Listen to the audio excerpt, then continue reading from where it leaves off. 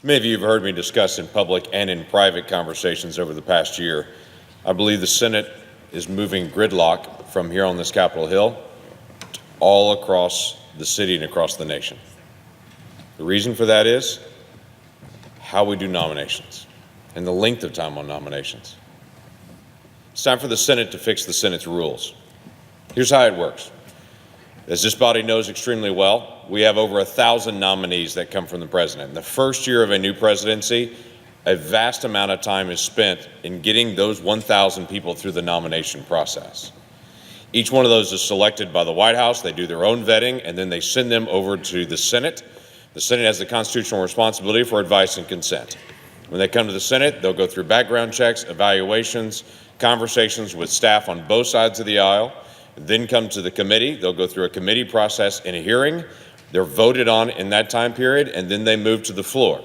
When they move to the floor for debate, typically for most of the years of the Senate, they've already gone through the committee process. Every member of the Senate has the opportunity to be able to take a look at their information, and then they move through with a simple majority vote. That's the way that it's moved for most of the history of the Senate. A few years ago, 20 or so, some individual senators started asking for cloture votes. Those cloture votes started to slow the process down on about 3 or 4 nominations a year. And then it became 9 or so nominations a year. And then it moved to as crazy of a number as 13 or so a year of the 1,000 or so moving through.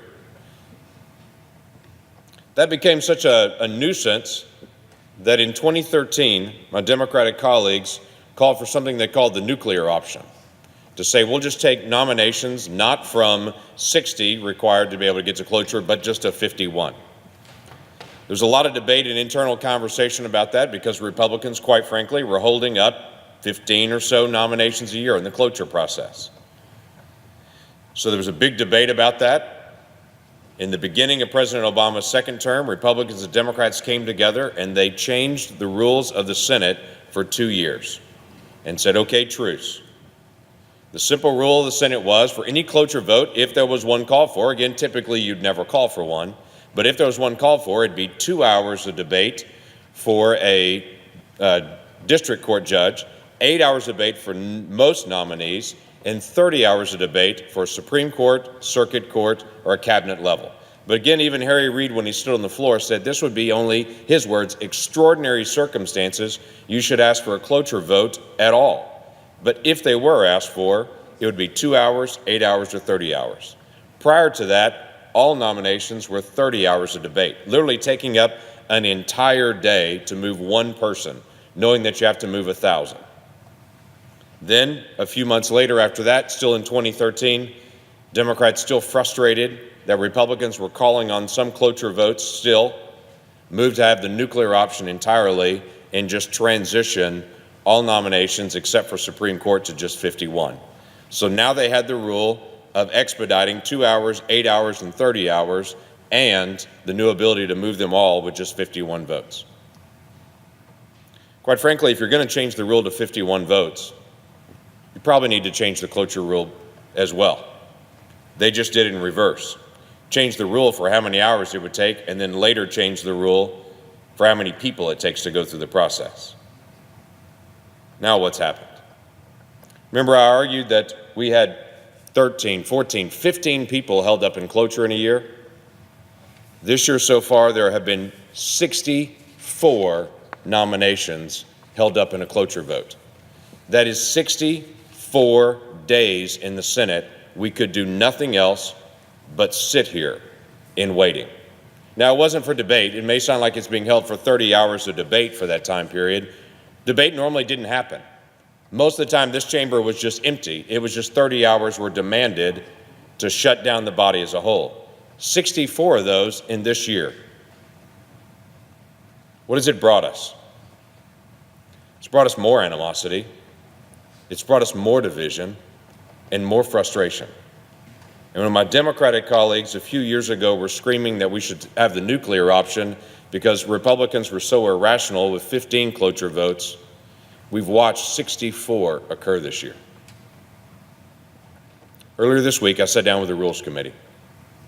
and brought a very simple option to everyone, Democrats and Republicans alike, and we had a great turnout to be able to just talk through the process. My simple presentation was, let's take the rule that was agreed to in 2013 that Harry Reid and the Democrats brought at the beginning of the second term of President Obama and said, let's have the rule for each nomination, 2 hours, 8 hours, and 30 hours. Let's move back to the tradition that Harry Reid had. That was to say, let's make cloture votes only extraordinary on a nomination if needed at all. But if they are, 2 hours, 8 hours, or 30 hours.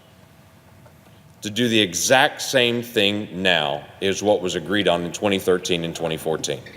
By the way, Republicans joined with Democrats during that time period and passed that new rule, which would put us at disadvantage with 78 votes. I don't think it's too much to ask to say if we're going to get the Senate back to work again, then let's actually get back to work again. Let's put us in a process that actually gets there. What happens in the meantime when that does not occur? Well, I'll tell you what happens. In the meantime, we've got agencies all over this town that can't answer a question because the bureaucrats are waiting on a Senate-confirmed individual to be able to lead that, to be the secretary, undersecretary, deputy secretary, whatever the task may be, the counsel for that particular agency, so they sit and wait. So our constituents that are trying to get a permit in certain places, or trying to get an answer, or trying to get disaster relief, all that they can say in the office is, we can't do that until we get a Senate-confirmed position in this place, but we can't get Senate-confirmed positions in place until my Democratic colleagues will actually allow individuals to actually come up and be debated on. What else happens? The other thing that happens is we can't do legislation in this body. We can only do nominations. With 1,000 different positions that are open, typically they move through rather quickly and they move through the process. But when 64 days are held up just for that, during that time period, you can't do anything else but sit and go through what's called the cloture 30 hours. You can't bring up other legislation. Then what happens? Well, then my Democratic colleagues come to the floor and say, we haven't had a single debate in this body on CHIP. We haven't had debate on infrastructure. We haven't had debate on all these things. Why won't we move a bill on all these things? At the same time, they know it's because they blocked the floor to be able to move legislation because of continual cloture votes over and over and over. It's a bizarre game that doesn't lead to solutions. It leads to greater animosity. It's the same frustration that has existed for a while. It's just getting louder. At some point, we have to put in a process and say, how do we get out of this? How do we fix this? I think the best way to be able to fix this is to take a bipartisan solution that was agreed on to before when Democrats were in the lead, to agree to it now and to say that's going to be the permanent rule. Just to be able to move a set of ideas in what is historically called the greatest deliberative body in the world. Wouldn't it be nice to actually get back to deliberating again? Spending time on more legislation, rather than more time arguing about why aren't we debating it when everyone secretly knows the reason is because we can't get to the floor. I do grow tired.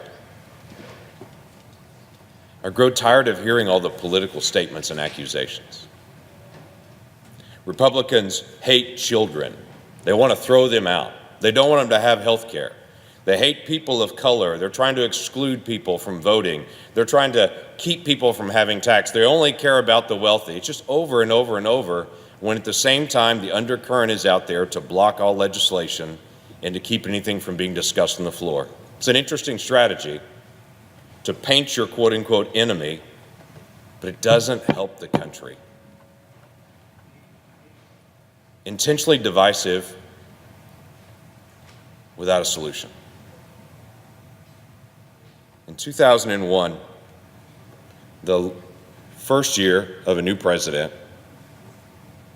there were 51 nominations pending that first year. There's an interesting thing in the Senate rules, the wonderful Rule 31 that no one's heard of, that at the end of this year, any nominations that are still out there can be automatically thrown back to the White House and they have to start all over again. Have to renominate them, have to go through the whole process, have to go through committees.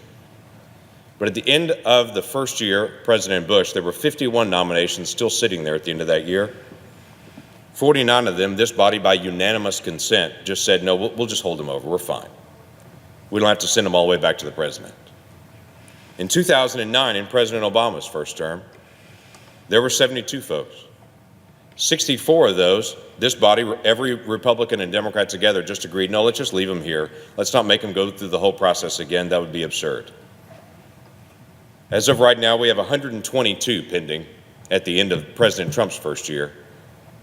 I'll be interested to know, when Republicans gave Democrats unanimous consent to be able to maintain their nominations in the past, what happens now? Will this be yet another sign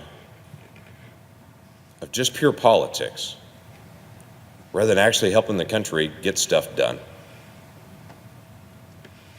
I look forward to the day we can work through solutions, not just argue and banter back and forth on political statements.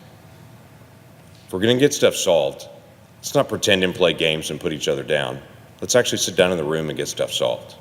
Let's fix the rules of the Senate, whether it be the budget rules that keep us from actually having real budget debates, the rules of the Senate that keep us from actually working rather than allow us to actually do work.